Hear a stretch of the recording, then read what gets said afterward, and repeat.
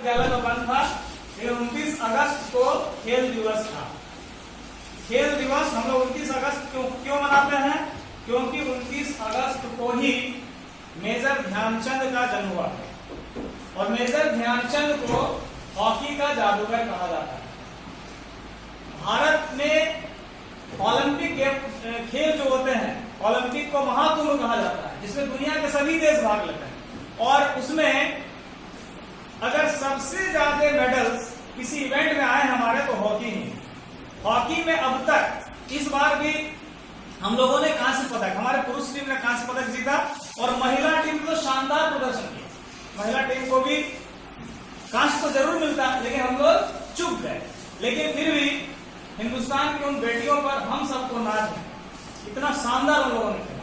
तो खैर जो भी हो, पुरुष टीम को कांस्य मिला। और कुल अगर देखा जाए 1928 से लेकर अब तक, तो भारत ने 8 बार गोल्ड जीता, 8 टाइम्स, 8 बार गोल्ड जीता।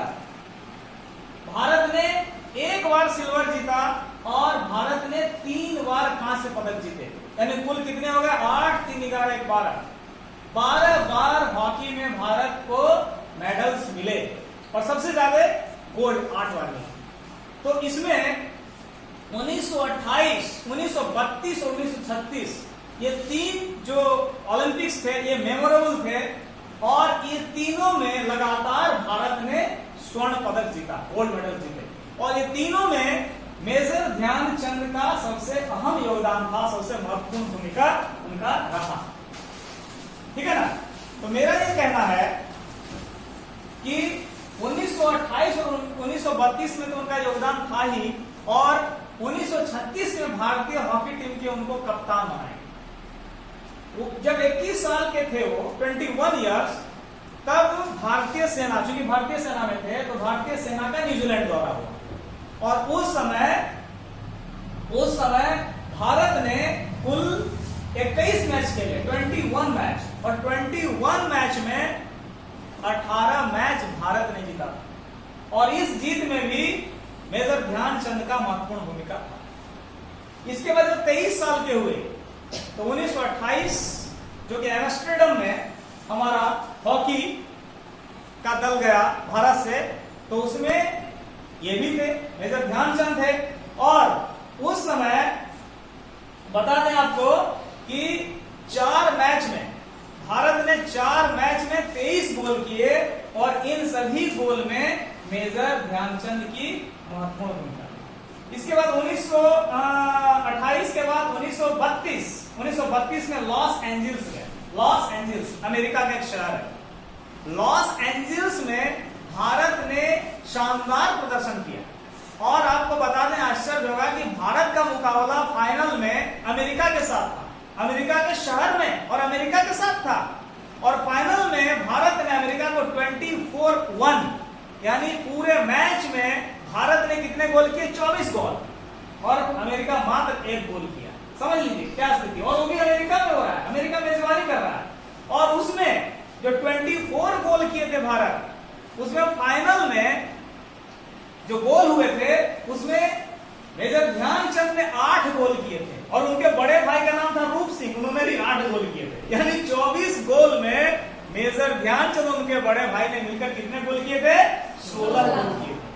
और टोटल 37 मैच उसमें हुए थे। 1932 में टोटल 37 मैच हुए थे, और इसमें कुल कितने गोल हुए थे? 330 गोल हुए थे। भारत की ओर से 330 गोल हुए थे, और 330 गोल में 133 गोल मेजर ध्यानचंद ने कर दिए।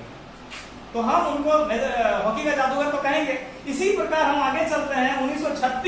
1936 का जो गेम हुआ था वो बर्लिन में हुआ था। बर्लिन माने जर्मन, और उस समय द्वितीय विश्व युद्ध का दौर चल रहा था। जर्मन काफी शक्तिशाली राष्ट्र था। जर्मन के तानाशाह के रूप में हिटलर जाने जाते थे। हिटलर को सब डरता था, और हिटलर की उपस्थिति में मेजर ध्यानचंद ने जर्मन के ही शहर बर्लिन में 8-1 से रोक दिया। किसके? मेजर ध्यानचंद के कैप्टनसी में। और इसमें भी उनकी बहुत महत्वपूर्ण भूमिका थी। तो ये हिटलर से देखा नहीं गया कि अरे हम पूरे वर्ल्ड का इतना ताकतवर आदमी है, मेरे ही देश में, मेरे ही शहर में, हमारे ही देश को 8 गोल से इंडिया रोक दिया। तो अब सोचिए 1928 1932 और 1936 में क्या जलवा था मेजर ध्यानचंद का, और इसीलिए उनको हॉकी का जादूगर कहा जाता है। जब वो खेलते थे तो विदेशी लोग सोचते थे कि इनके जो स्टिक है, हॉकी का स्टिक है, इसमें कोई मैग्नेट लगा हुआ, बॉल ऐसे चिपक जाता है कि छूटता ही नहीं। इस तरह के वो खिलाड़ी थे। हिटलर ने जब देखा कि इतने बड़े खिलाड़ी है तो जर्मन में आने का ऑफर किया गया कि जर्मन में आप आओ और आपको बड़े से बड़े ओहदा दिया जाएगा, लेकिन ये बहुत देशभक्त आदमी बोले नहीं, मैं हिंदुस्तानी हूं और मुझे हिंदुस्तान से गर्व है, मैं कभी भी बड़े ओहदे के लिए अपना देश नहीं छोड़ सकता। तो इस तरह का वो देशभक्त खिलाड़ी अच्छे होने के साथ साथ देशभक्त व्यक्ति थे। तो इस तरह मेरा कहना है कि 1926 से लेकर 1949 तक उन्होंने हॉकी में अपना समय दिया, भारत को विश्व में एक पहचान दिलाई, और खेल दिवस के दिन भारत के महामहिम राष्ट्रपति खेल में उत्कृष्ट प्रदर्शन करने वाले सभी खिलाड़ियों को विशेष पुरस्कारों से नवाजते हैं, जिसमें राजीव गांधी खेल रत्न पुरस्कार, जिसका नाम अब मेजर ध्यानचंद खेल रत्न पुरस्कार कर दिया गया है, ध्यानचंद पुरस्कार, द्रोणाचार्य पुरस्कार, अर्जुन अवार्ड्स जैसे भारत के खिलाड़ियों को और इन खिलाड़ियों को तराश के उत्कृष्ट खिलाड़ी बनाने वाले कोच को दिए जाते हैं।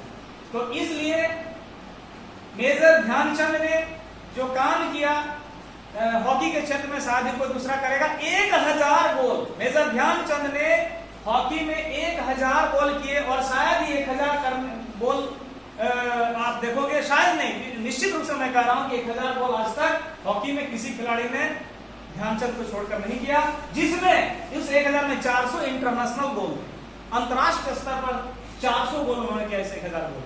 तो ये बहुत बड़ी उपलब्धि थी। इनको पद्म भूषण से सम्मानित किया गया, इनको इनके नाम से बहुत स्टेडियम का नाम है, इनके नाम से विदेश में भी बहुत सारे स्टेच्यू बने हुए हैं। तो इसीलिए 29 अगस्त को चूंकि उनकी जयंती है, हम लोग खेल दिवस के रूप में मनाते हैं, इसको हम सबको जानना चाहिए। और इसीलिए हॉकी को भी भारत का राष्ट्रीय खेल कहा जाता है। बहुत सारे लोग क्रिकेट में इतने आज दीवाने हो गए हैं कि हॉकी को नहीं जानते हैं, लेकिन हॉकी हमारा राष्ट्रीय खेल है। हमने क्रिकेट में 2 वर्ल्ड कप जीते होंगे, लेकिन क्रिकेट में ओलंपिक में, जिसमें क्रिकेट में तो 8-10 देश ही खेलते हैं ना, ओलंपिक में विश्व के सभी देश खेलते हैं, और उसमें हमने 8 बार गोल्ड लिया, 3 बार कांस्य लिया और 1 बार सिल्वर लिया। इसलिए हमारा राष्ट्रीय खेल क्या है? हॉकी। और इस राष्ट्रीय खेल को विश्व में स्थापित करने वाला और भारत का नाम विश्व प्रसिद्ध करने वाला चूंकि मेजर ध्यानचंद थे, इसलिए 29 अगस्त को हम सभी खेल दिवस के रूप में मनाते हैं, मेजर ध्यानचंद को सच्ची श्रद्धांजलि देते हैं, और यही उनके लिए सच्ची श्रद्धांजलि है। ठीक है, तो ये था खेल दिवस के बारे में कुछ मैं तुम लोगों को बताना चाहता था। आशा है कि आप लोग खेल दिवस, हॉकी और ओलंपिक में हॉकी में भारत की उपलब्धि और हॉकी में मेजर ध्यानचंद का क्या योगदान था उसके बारे में आप लोग जानकारी हासिल किए होंगे। Thank you very much.